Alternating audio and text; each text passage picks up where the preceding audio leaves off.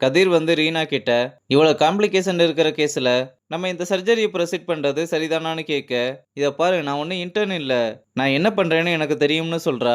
அப்ப ரஞ்சித் ரீனாவுக்கு கால் பண்ணி சஞ்சனா ஓட்டிக்கு கூட்டிட்டு போயிட்டதா கேள்விப்பட்டேன், கொஞ்சம் வெயிட் பண்ணுங்க நானும் வந்துடுறேன்னு சொல்ல, சார் நீங்க பேசுறது எனக்கு ஒன்றும் கேட்கலன்னு டவர் கிடைக்காத மாதிரி நடிச்சு காலை கட் பண்றா. இங்க சீஃபோ யாரை கேட்டு முடிவெடுத்தீங்க?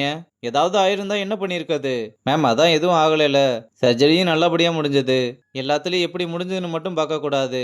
ஏன் அருணா நீங்களாவது சொல்லக்கூடாதான்னு கேட்கும்போது மானசா உள்ள வந்து காட்டு கத்து கத்திட்டு இது யாரோட ஐடியான்னு கேட்க, ஆராதனா சொல்லலாம்னு வரும்போது ராகவ் இது எல்லாத்துக்குமே நான் தான் காரணம்னு அவன் பிளேம் எடுத்துக்கிறான். மானசாவும் நீ என்ன நினைச்சு இதெல்லாம் பண்ணிக்கிட்டு இருக்கேன்னு கேட்கலாம்னு வந்தா எல்லாருமே சேர்ந்து மாறி மாறி இது எல்லாமே என்னோட பிளான் தான்னு சொல்ல, இதனால ஹாஸ்பிட்டலுக்கு எவ்வளவு லாஸ் தெரியுமா? நல்ல வேலை அந்த ஆளு பொழைச்சிட்டான், இல்லைன்னா அந்த பிரச்சனையை நீங்களா ஃபேஸ் பண்ணுவீங்கன்னு சீஃபு கிட்ட இவங்க மேல ஆக்ஷன் எடுத்து தான் ஆகணும்னு சொல்லிட்டு போறா. இங்க ரீனாவும் கதிரும் ஆபரேஷன் பண்ண ரெடி ஆகுறாங்க. ரஞ்சித்தும் டைம் ஆகுதுன்னு டிராபிக்ல புகுந்து புகுந்து வந்துகிட்டு இருக்காரு. அப்ப நேரம் பார்த்து போலீஸ்காரங்க பிடிக்க அவங்க கிட்ட எக்ஸ்பிளைன் பண்ணாலும் புரிஞ்சுக்க மாட்டாங்க.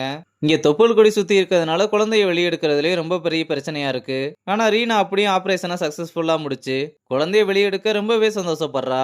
இங்க ரஞ்சித்தும் தலைதறிக்க ஓடி வந்து என்னாச்சுன்னு கேட்க, அதெல்லாம் நல்லபடியா முடிஞ்சது, இனிமேலாவது என் திறமை மேல சந்தேகப்பட மாட்டேங்கன்னு நினைக்கிறேன். நான் என்னைக்குமே உன் திறமை மேல சந்தேகப்பட்டது இல்ல, உன் ஹெல்த் மேலதான் அக்கறையா இருந்தேன்னு சொல்றாரு. எனக்கு ஹெல்த் இஷ்யூ இருந்தாலும் எவ்வளவு காம்ப்ளிகேட்டடான கேஸையும் என்னால ஹேண்டில் பண்ண முடியும்னு சொல்லிட்டு கிளம்ப, நம்ம இதை செலிப்ரேட் பண்ண வேணாமான்னு கேட்டா, அதெல்லாம் ஒண்ணு வேணா, ஃபர்ஸ்ட் நான் வீட்டுல போய் ரெஸ்ட் எடுக்கிறேன்னு சொல்லிட்டு போறா. இங்க ராகவா அமலாவும் காஃபி குடிச்சுக்கிட்டு இருக்கும்போது நீங்க ரொம்ப ரூடா அரகண்டா பேசுறீங்கன்னு நான் உங்க மேல தப்பான எண்ணத்துல தான் இருந்தேன், ஆனா இன்னைக்கு நீங்க டீமுக்கு சப்போர்ட் பண்ணி நின்னது ரொம்ப சந்தோஷமா இருந்துச்சு, அப்புறம் நான் உங்களை அப்படி நினைச்சதுக்கும் மன்னிச்சிருங்கன்னு சொல்ல, இல்ல நான் ரூடா தான் இருப்பேன், ஆனா டீம்னு வரும்போது விட்டுட்டு வர முடியாதுல்ல, நீங்க என்ன சொன்னாலும் உங்க அளவுக்கு எனக்கு தைரியம் கிடையாது, இதுக்கு என்ன பண்ண போறாங்கன்னு கொஞ்சம் பயமா தான் இருக்கு. எங்க மேக்சிமம் என்ன வேலையை விட்டு தூக்குவாங்களா?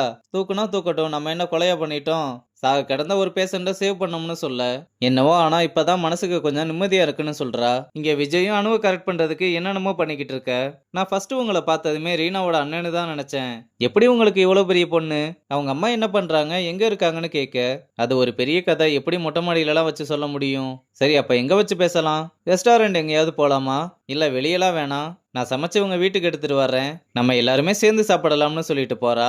இவங்க ரெண்டு பேரும் பேசிக்கிட்டு இருந்த எல்லாத்தையுமே ரீனாவும் கேட்டுக்கிட்டு தான் இருந்திருக்கா போல.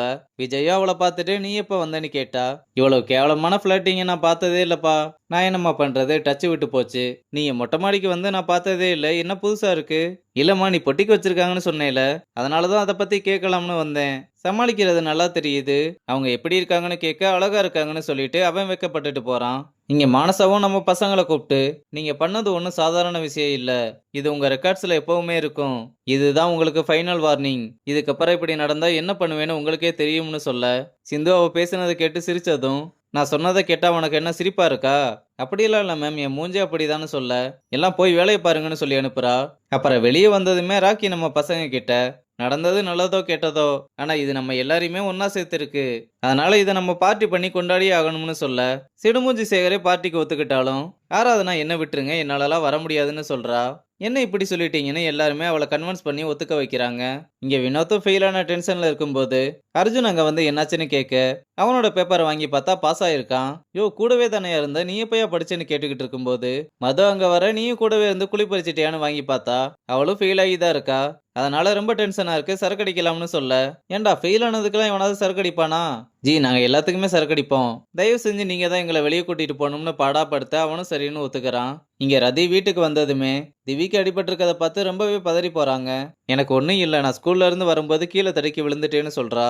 இதை பார்த்தா கீழே விழுந்த மாதிரி தெரியலையேன்னு தேவை என்னன்னு பார்க்க சொன்னா, அவ ஒன்னும் கீழே விழல, கிளாஸ்ல ஒரு பையன் கூட சண்டை போட்டு அவனை அடிச்சிட்டா.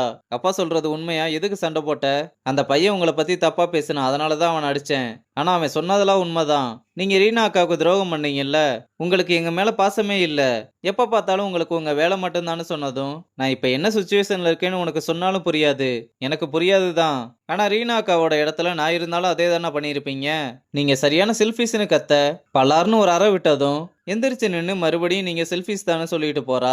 இதனால ரதியும் மனசுடைஞ்சு போய் உட்கார்றதோட இந்த எபிசோட முடிச்சிருக்காங்க.